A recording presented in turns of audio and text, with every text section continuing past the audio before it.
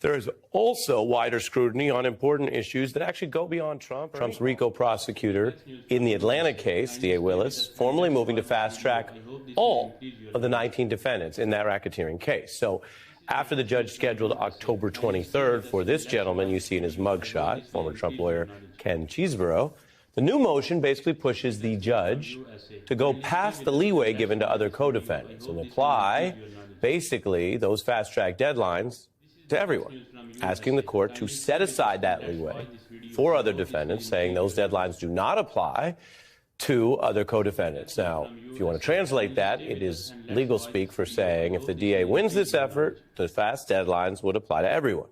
That prospect has Trump's current lawyers concerned, which we know because just yesterday they were in federal court with Jack Smith, emphatically arguing that a fast trial would become an unfair show trial, insisting the events leading up to January 6th are complex and require years of preparation. And they were saying that about one federal coup case. Trump faces two related coup cases in these different jurisdictions, of course, and two other additional cases, two other trials. Now, this is a fact that also came up in court. So many pending criminal trials that these judges are now independently discussing scheduling the cascade of trials. So this was in that federal courtroom as Special Counsel Smith looked on. The federal judge said she already had conferred with the New York judge, saying, quote, "I realize that Mr. Trump's criminal case in New York is scheduled for trial on March 25th. I did speak briefly with Judge Merchan, the New York judge, that is, to, quote, let him know that I was considering a date that might overlap with his trial." So the judge said March 4th, that's about 21 days before the planned New York trial. Now, you take it all together and you can see what's coming down the pike here between the trials and the primary calendar. There are many, many things facing this candidate defendant. There just aren't many wide open windows. So the defendant candidate will be facing a slew of trials, debates, and primaries. The federal coup trial is on track to begin one day before Super Tuesday. And the precedents that we have and the reporting available suggest defendant Trump would, under the normal rules, have to be present in person for his criminal trials, which some of which could clearly stretch weeks at a time, as Politico put it. As for the fairness to this defendant, the federal judge also addressed these Trump lawyers' claims that the plan here is, quote, too fast to be fair. That's kind of what they were arguing, the show trial thing. Well, here's what the judge said. A trial start date of March 4th gives Mr. Trump 7 months between indictment and trial, which I believe is sufficient time to advise with counsel and prepare his defense. If you think about where we started in 2016, the start of this sort of Trump era in government, in 2020, after he lost and then was linked to this insurrection and all the questions about accountability with that, to now, just these past few months, it really is reversing. And sometimes we struggle in life, in media and news, in narrative, to adjust our premises and our lens and our narrative. The old narrative was he and they are getting away with everything. Well, something else seems to be happening here. And if you look at the mounting cries and protestations and objections, quite literally, of these Trump lawyers, you can see that they're not pretending otherwise. Their client may post and lie and bluster, but they understand these trials are scheduled. Some of them are clearly scheduled to land before the election. Some of them carry stiff jail time if convicted, and some of them are in places with facts and evidence that this defendant may find becomes a barrier not only to the White House, but to his own very liberty. I want to bring in New York Times Magazine legal writer Emily Bazelon. Welcome back. Your thoughts on these speedy trials, all the above.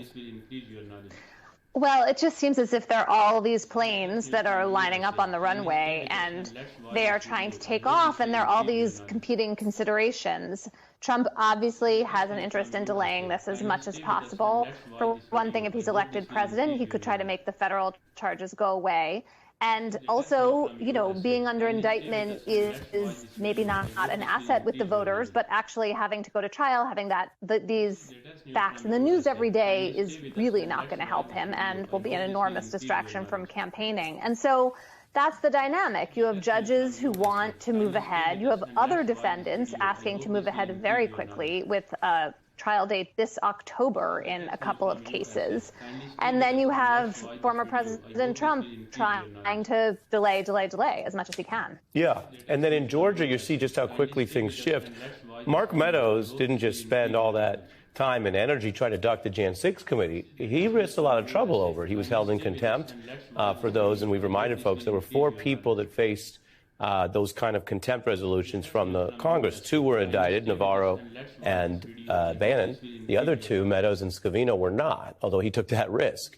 As you know, Emily, and I want to remind viewers, all of that was about him basically saying 2 things. 1, he just didn't want to talk about it, which might be self-interest. And 2, at times claiming he couldn't talk about it, that there were legal bars to that.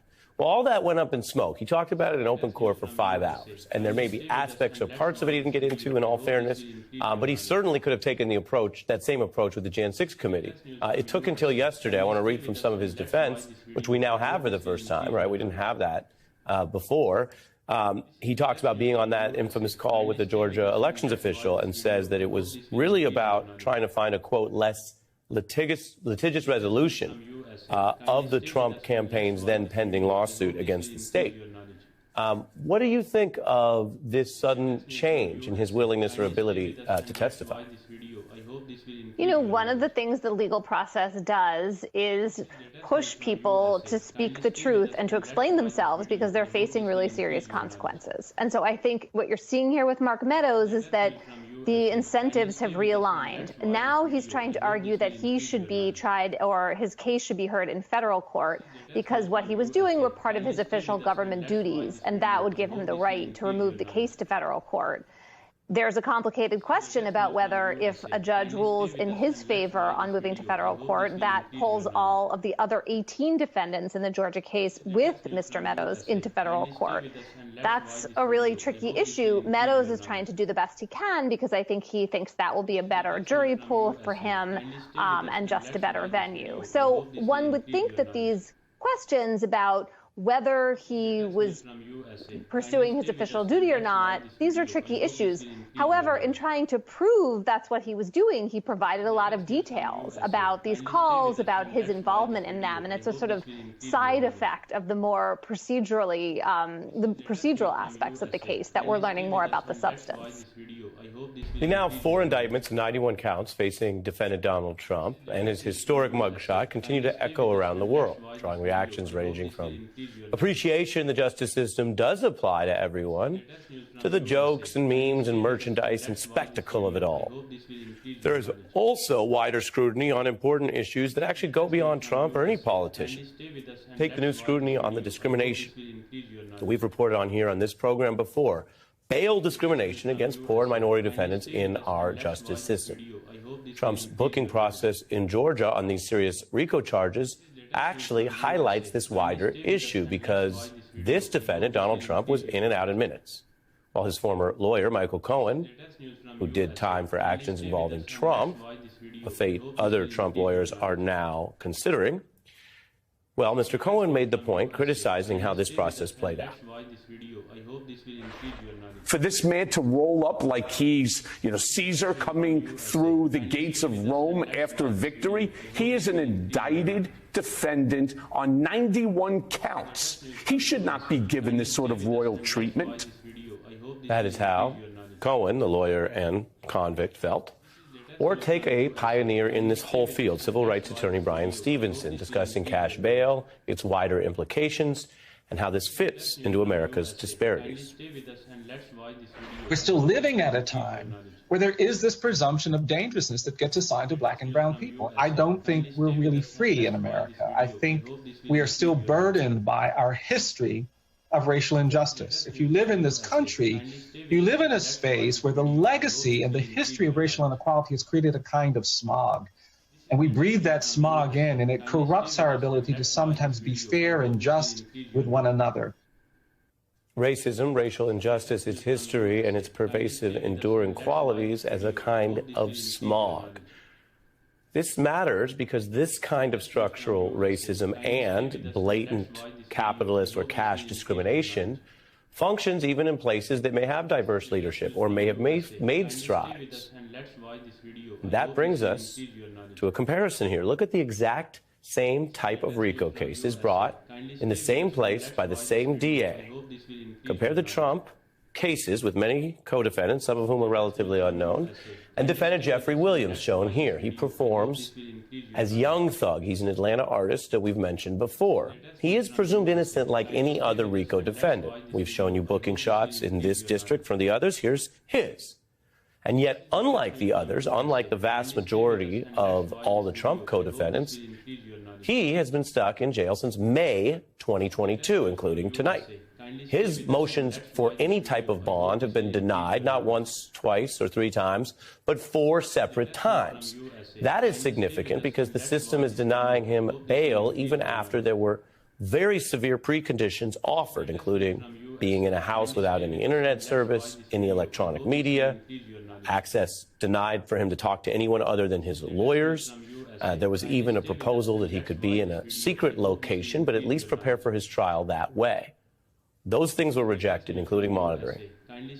And the cash bail system reinforces this for others. Some people don't even get to make those appeals because they don't have the money to get to cash bail or to put down for a bail bond. So I want to share with you what Mr. Williams' father is posting this week. This message about how Trump and his crew got a bond, Young Thug, his son there, and YSL, those are people in that group, Free YSL, they, as you see on the T-shirt, face the same charges but no bond, make justice fair. This is the American split screen. These are the same charges. And if we take this seriously, they're both supposed to be presumed innocent. Even in the rare case where someone like Mr. Trump is charged, he roams free, the others do not. We actually discussed this with Kevin Liles. He testified in some of those pretrial hearings. He works with Young Thug and other artists, and here's part of what he said. YSL is not a game. Why is music on trial?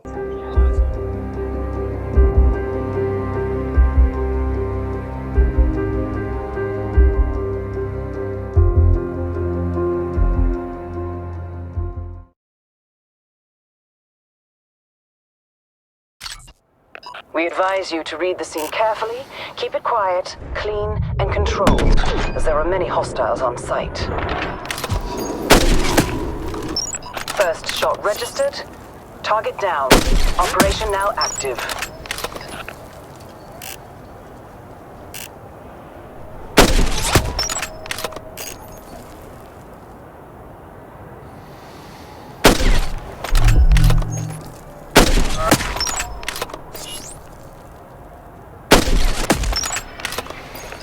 Interesting avenue of approach, 47.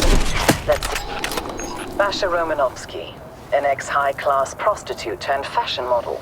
She's here at Krug's behest and is a key facilitator behind his people trafficking activities. How they met is uncertain, but it's clear Krug thinks there's an emotional attachment. She is a highly talented manipulator and should be considered extremely dangerous. Civilian casualties are not part of this contract, 47. Live targets only.